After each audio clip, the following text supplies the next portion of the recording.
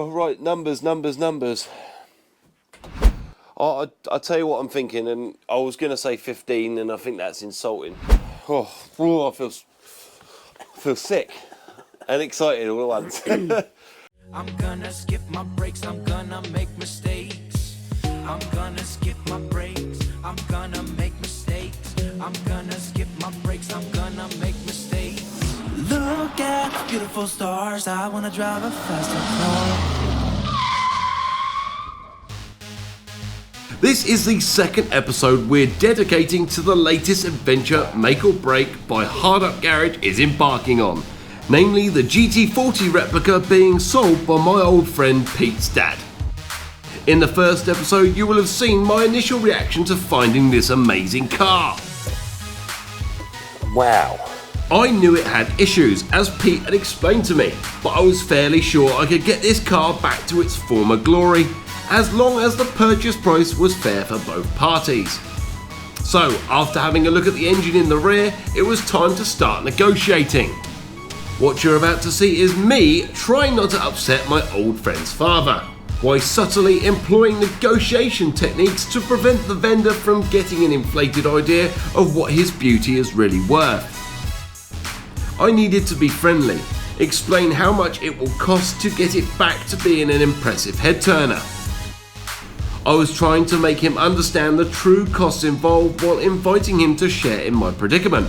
The predicament being, if I paid too much, I wouldn't be able to get it back to its former glory. Have a watch.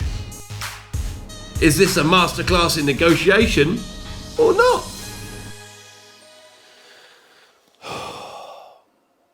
Now it's a scary thing. We've got to talk about money.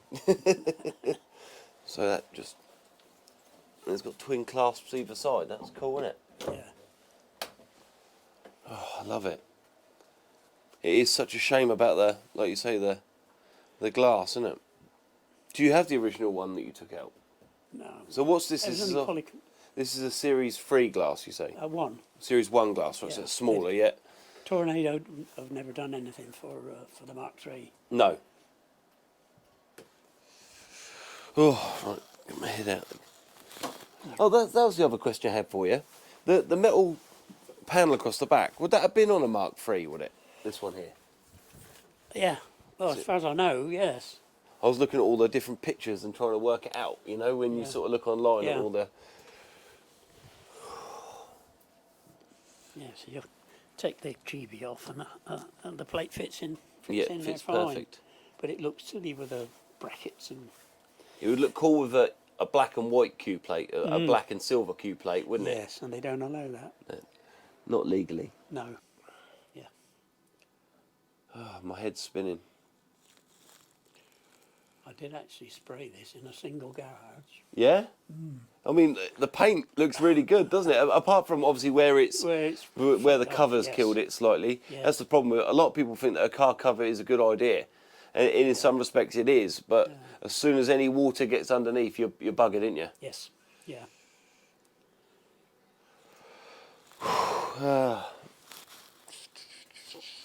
So you're looking for 20. Mm-hmm. Is there any wiggle room? A little, I suppose.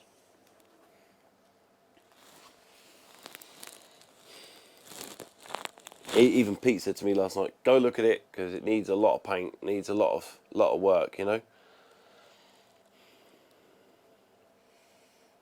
For me, it's about also putting these things back on the road, you know. And you've done your website was truly remarkable. I mean, do you still have all the photos of when you built it? Yes, I've actually got the website. I saved it. Yeah. I'm still paying for it. It's still online. Yes. Because it'd be nice to sort of take all that content from there. Because I honestly, I don't read anything. You know, the problem with us millennials, we've got like a 30 second what do they call it?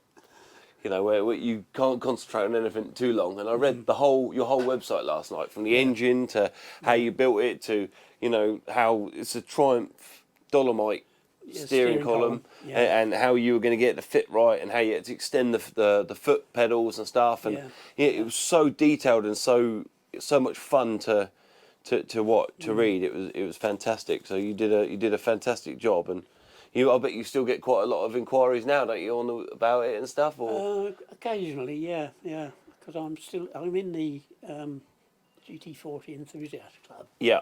And I just had to renew my membership this morning. 35 quid. And this is still insured with Hecox.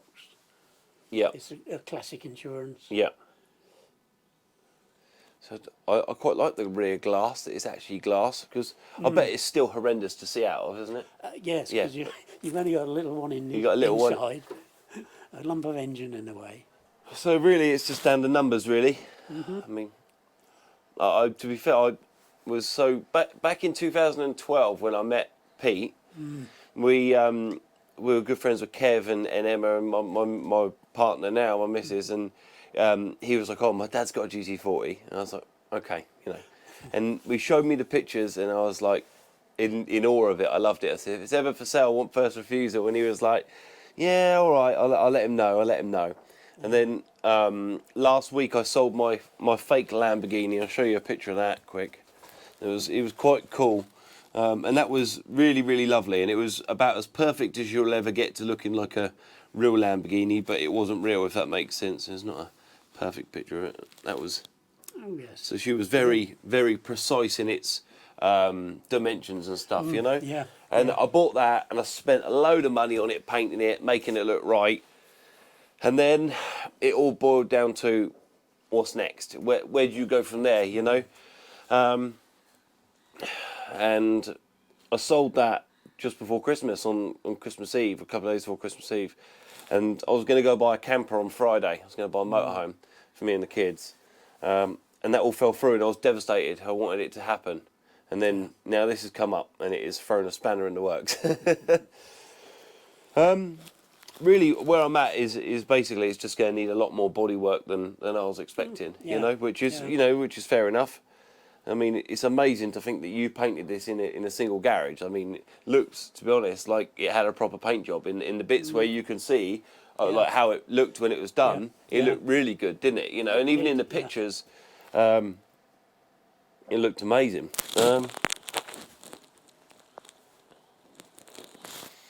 Oh, and you got the door. You say you got the door. Yeah. Is it a bit of a bugger to put the door on? Not too bad? No. Okay. What I haven't done yet is to solder the wires into the plug that will fit on there. Okay, got you. To be fair, I'm probably going to get rid of the mirrors anyway, to be fair, if I have it. I'll probably put the little bullet mirrors on there. Yeah, like, that should be. Oh, right, numbers.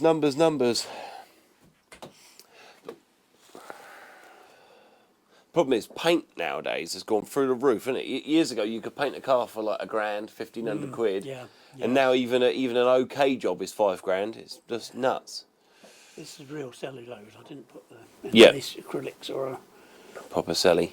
I think it's easier to spray. Yeah. Then just flat it back and keep going. I'll tell you what I'm thinking, and I was going to say 15, and I think that's insulting.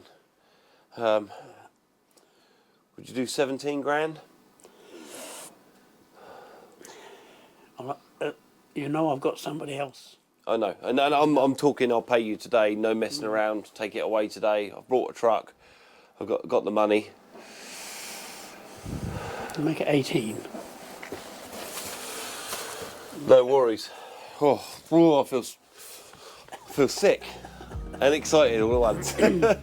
Right, first of all, if you've got your bank details for me, and I'll get you set up as a payee, because I can pay 5,000 in the first hour, and then after the first hour I can pay the balance. It's not a problem.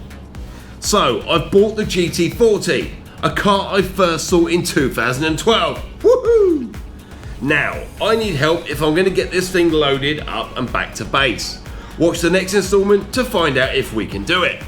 Quick reminder, hit the subscribe button, the like button, and then the bell button.